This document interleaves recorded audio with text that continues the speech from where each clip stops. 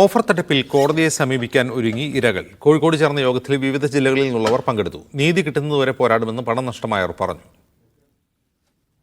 ആയിരക്കണക്കിന് ആളുകളാണ് ഓരോ ദിവസവും പരാതിയുമായി വിവിധ ജില്ലകളിലെത്തുന്നത്. തട്ടിപ്പിനിരയായ കോഴിക്കോട്, മലപ്പുറം, വയനാട്, പാലക്കാട് ജില്ലകളിലുള്ള ആളുകളാണ് ഇന്ന് കോഴിക്കോട് ഒരുമിച്ച് ചേർന്നത്. ഞാൻ പൈസ കൊടുത്തിട്ട് തന്നെ മാർച്ച് 26-നാണ് കഴിഞ്ഞ വർഷം കൊടുത്തത്.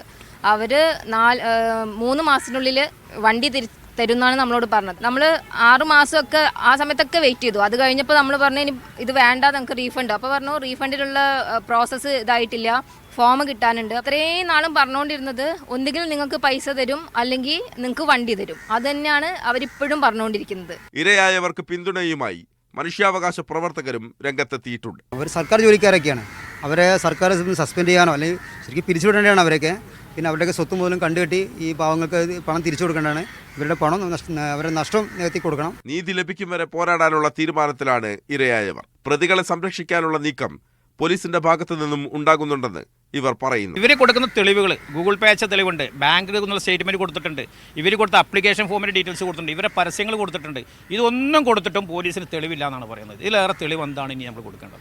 2 ദിവസത്തിനകം അനുകൂല നടപടി ഉണ്ടായില്ലെങ്കിൽ കോടതിയെ സമീപിക്കുമെന്നും പരാതിക്കാർ പറയുന്നു. മീഡിയ 1 കോഴിക്കോട്.